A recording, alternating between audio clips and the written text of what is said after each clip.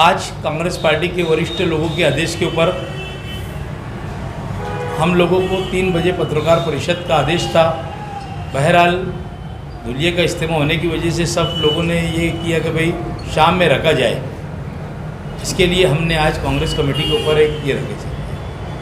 Congress party आप देख रहे होंगे कि कांग्रेस पार्टी ऐसी है कि जो मुसलमानों को मुख्यमंत्री बनाया, चाहे वो महाराष्ट्र का हो चाहे बिहार का हो, हर जगह के ऊपर जहाँ भी तुम देखेंगे तो मुसलमानों को मुख्यमंत्री अगर कहीं मुसलमान बना तो कांग्रेस की देन है।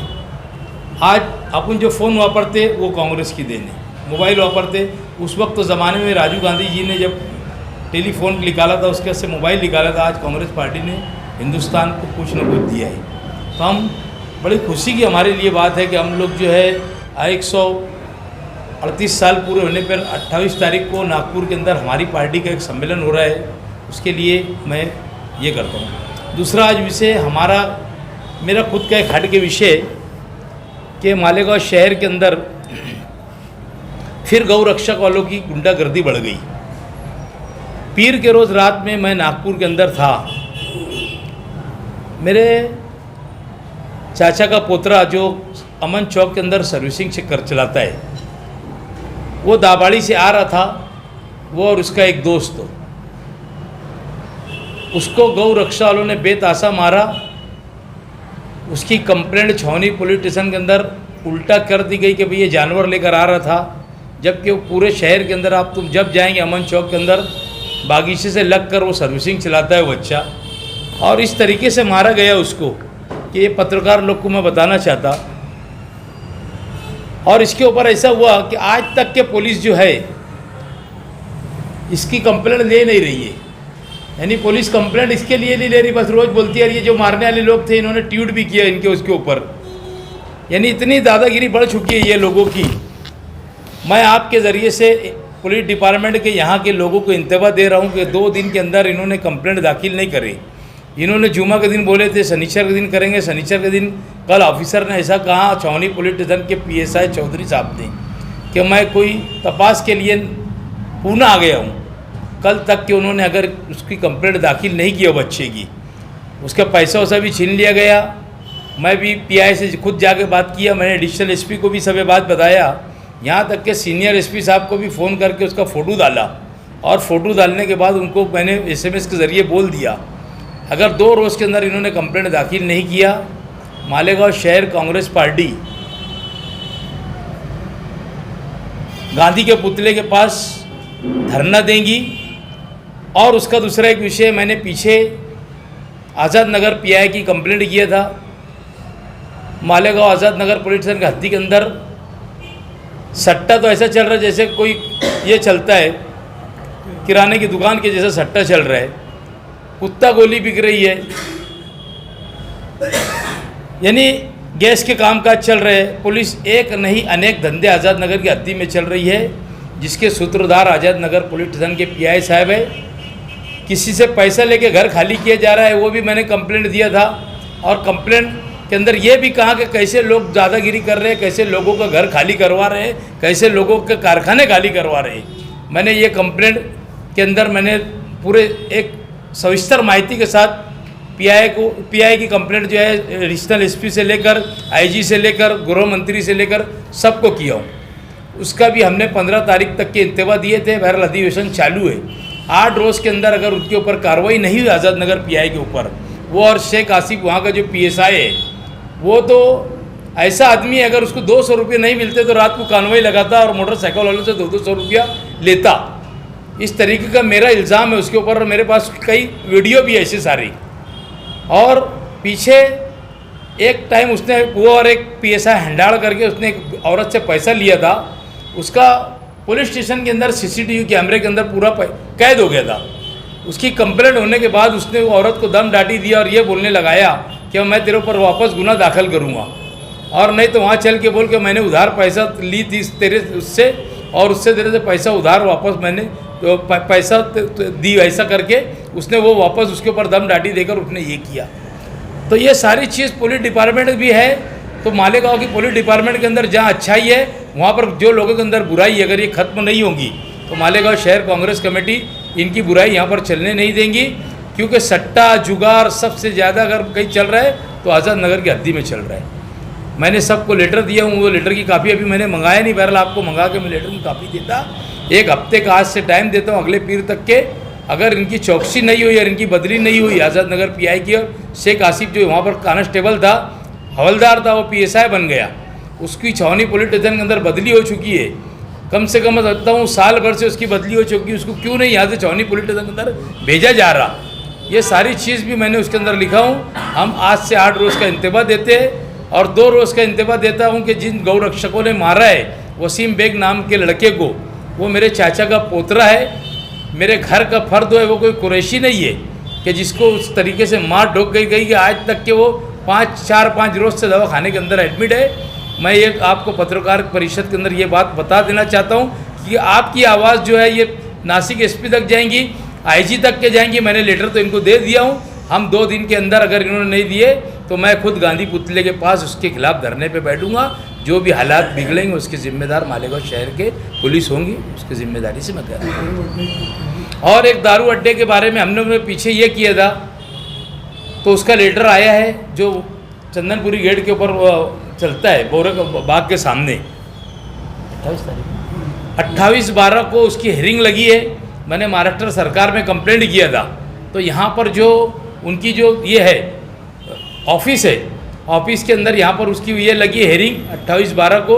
वो हम भी एक जो दारू अड्डा हटाने, क्योंकि वहाँ पे एक नई मस्जिद बनी है अभी फातिमा बशीर, सामने कब्रस्तान है, आजू बाजू में सब चीज़ घर जो है लोगों के हो गए, स्कूल है, कम से कम 4-5 स्कूलों का हुजूम रहता बच्चों का, और अगर उसकी वजह से भी हालात ख़राब हो सकते हैं। 28 तारीख को महाराष्ट्र सरकार की ओर ने जो हमने कंप्लेंट दिए थे उसकी भी हेयरिंग लगी है, वो भी अगर 28 तारीख के बाद हम उसके खिलाफ में भी, यानी समझ लेना कि आर पार की लड़ाई दारू अड्डे के बारे में भी लड़ने वाले हैं। हमने आपको कहा था, उसका पाठ पुरावा हमने पूरा कर दिया।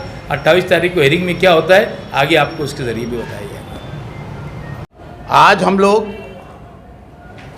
जमा हुए हैं 28 दिसंबर को कांग्रेस पार्टी का 139वां 139 यौम तासिस, या हम ये बोलेंगे कि 28 दिसंबर 1985 को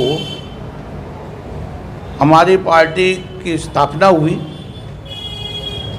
एक बात जो बहुत हैरत अंगेज़ है, मैं आप लोगों को बताना चाहूँगा कि इसकी स्थापना, इसकी बुनियाद किसी हिंदुस्तानी ने नहीं की, एक अंग्रेज़ मुफक्किर A.O. ह्यूम ने इसकी बुनियाद डाली। और दरअसल उसके पीछे एक मकसद था कि हुकूमत और हिंदुस्तानियों का तालमेल क्यों कर हो, एक दूसरे के करीब वो क्यों कर आएँ, और एक दूसरे के साथ तो अच्छे ढंग से कैसे क्या रहे, इस नज़रिए के तहत A.O. ह्यूम ने इसकी बुनियाद डाली। बुनियाद के बाद कांग्रेस पार्टी के मानने वालों ने या इसकी सोच और फिक्र रखने वालों ने जिस ढंग की भी कुर्बानी आज़ादी के पहले और आज़ादी के बाद दी है, वो किसी से छुपी हुई नहीं है। बेशक इसमें तमाम कौमों ने हिस्सा लिया, और ख़ास तौर से मुसलमानों में उलमाए कराम की कुर्बानियों के ज़िक्र के बगैर हिंदुस्तान की आज़ादी की तारीख तो मुकम्मल हो ही नहीं सकती। हम लोगों ने जो सपना देखा था आज़ादी के पहले कि हर एक का मेल जोल, हर एक का हिस्सा, मुसावात के दर्जे में हर एक के साथ सुलूक, तशद्दुद को दूर रखते हुए मोहब्बत की ज़बान में हर एक को समेटने का जो नज़रिया कांग्रेस ने अपनाया, वो उस पर आज भी चलते चली आ रही है। अफसोस की बात यह है कि 2014 के बाद जो मंजरनामा तब्दील हुआ, इख्तलाफ राय को तशद्दुद के ज़रिए, नफ़रत के ज़रिए मुखालफीन को दबाना, उनको मुख्तलिफ केसों में फंसाना, उनका सियासी कैरियर ख़त्म करना और कांग्रेस की विचारधारा को ख़त्म करने की जो कोशिशें हो रही हैं, नौजवान तबकों को जिस ढंग से वर्गला कर फ़िरक़ों में बांटा जा रहा है, ये कांग्रेस के नज़रिए के एकदम खिलाफ है। हम लोग कहते हैं कि नफ़रत के बाज़ार में हम लोग मोहब्बत की दुकान लगाने के लिए हमेशा हाजिर हैं और हर दर्जा हम लोगों ने उरूज और ज़वाल बहुत देखा, लेकिन कभी भी अपने उसूलों का सौदा नहीं किया और करेंगे भी नहीं। हमारे अकाबरीन ने जेल की सलाखें देखी, महीनों नहीं बरसों अंग्रेज़ों के जुल्म सितम को सहा, और वो लोग जिन्होंने अंग्रेज़ों की मुखबरी की, वो लोग जिन्होंने उनसे सौदा किया, और वो लोग जिन्होंने ये लिख कर दिया कि हम लोग अंग्रेज़ हुकूमत के ख़िलाफ़ कहीं भी नहीं रहेंगे, आज पूरे मुल्क में वो दंदनाते फिर रहे हैं और पूरे देश पर वो राज कर रहे हैं, लोगों को बांटा जा रहा है। अभी चंद दिन पहले हमारे मरकज़ी होम मिनिस्टर, उन्होंने जिस ढंग से मुल्क के पहले वज़ीर आज़म पंडित जवाहरलाल नेहरू के ऊपर कीचड़ उछाला, अमित शाह ने, राहुल गांधी ने जिस ढंग से दफ़ा किया और कहा कि उन्हें पंडित जवाहरलाल नेहरू की तारीख ही नहीं मालूम है, मैं ऐसा मानता हूँ कि उनको पूरी तारीख मालूम है, क्योंकि उनका नज़रिया, कांग्रेस का नज़रिया या पंडित जवाहरलाल का नज़रिया उन लोगों से कहीं भी मुताबिकत नहीं खाता। अगर आप लोग तारीख उठाकर देखेंगे तो पंडित जवाहरलाल नेहरू ने अपनी पार्लियामेंट में अपने मुखालफिन को भी जगह दी और वो इस बात के हमेशा ख़्वाह रहे कि वज़ीर आज़म या ज़िम्मेदारान पर कोई ना कोई ऐसा शख्स या कुछ लोग ऐसे लोग होना चाहिए जो हमारी कमज़ोरियों को लोगों तक पहुँचाएँ, हमें उसका एहसास दिलाए और हमें हमारी कमज़ोरियों की मुखालफत करें। उनका एक जुमला, बल्कि एक कॉल बहुत मशहूर हुआ उस ज़माने में कि एक लीडर स्टेटमैनशिप करता है, सेल्समैनशिप नहीं करता। वो बाज़ार में अपनी सियासत का धंधा नहीं करता, बेचता नहीं, ख़रीद व फ़रोख्त नहीं करता। आज पंडित जवाहरलाल नेहरू के साथ जो कुछ भी हो रहा है, उनके नज़रियात के साथ जो कुछ भी हो रहा है, उनकी तस्वीर महकमों से हटाई जा रही हैं, उनके पुतलों को गिराया जा रहा है, उनकी किताबों डिस्कवरी ऑफ इंडिया को लोगों से वापस लिए जाने की कोशिश की जा रही है, तो क्या कांग्रेस और पंडित जवाहरलाल नेहरू के नज़रियात को ये लोग ख़त्म कर देंगे? पंडित जवाहरलाल नेहरू ने कभी भी माजी का रोना नहीं रोया। वो हमेशा मुस्तकबिल की बात करते रहे, मनसूबाबंदी करते रहे, हर एक को एक साथ लेकर मुसावात की बात करते रहे, और यही संघ परिवार की आँख का कांटा है। 2014 तक वो लोग कांग्रेस को नज़रिए को कहीं भी नहीं रोक पाए। बदकिस्मती से 2014 के बाद उन लोगों ने नौजवानों को भड़काया, हिंदू मुस्लिम फसाद कराया, मंदिर मस्जिद का झगड़ा खड़ा किया, तेरा मेरा की कहानी की, और आज मुल्क जिस दहाने पर खड़ा हुआ है, हर एक मानता है, पूरी दुनिया में इस बात का शोर है कि अगर ये सिलसिला नहीं रुका तो देश टुकड़े टुकड़े हो जाएगा। हम अपने खून की आखिरी बूंद तक कांग्रेस धारा के मानने वाले लोग इसकी कोशिश करते रहेंगे कि किसी तरह से भी इस मुल्क का बंटवारा नहीं होने देंगे, हम हिंदू मुस्लिम में बांटने नहीं देंगे, फ़िरक़ों में तकसीम नहीं होने देंगे। हर एक को हर एक के साथ मिलजुल कर रहने का हक़ है, उसकी आबादी के हिसाब से उसको उसका हक़ मिलना चाहिए। हम लोग इसके लिए हमेशा कोशां हैं। इसीलिए हम लोग अपनी विचारधारा की बुनियाद पर आज यहाँ जमा हुए हैं और 28 दिसंबर को हम लोग 139वां यौम तासीस या जन्मदिन या स्थापना दिन हम लोग मनाने जा रहे हैं। उस दिन हम लोग, हमारे लीडरान ने तय किया है, महाराष्ट्र के लीडरान ने, मरकज़ी लीडरान ने तय किया है कि नागपुर में एक अजीम सम्मेलन, एक अजीम जलसा लेकर इस विचारधारा के लोगों को जोड़कर इस देश की कश्ती को ऐसे ढंग से पार लगाया जाए जिसपे हिंदू, मुस्लिम, सिख, ईसाई हर एक को उसके मजहबी तशक्कुस के साथ जीने का हक रहे, हर एक का हाथ हर एक के हाथ में रहे।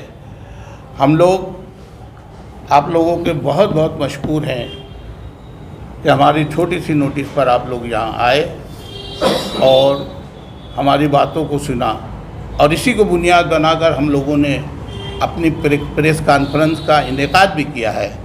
मैं चाहूँगा कि हमारे सदर मोहतरम भी आप लोगों से इस मामले में गुफ्तगू करें।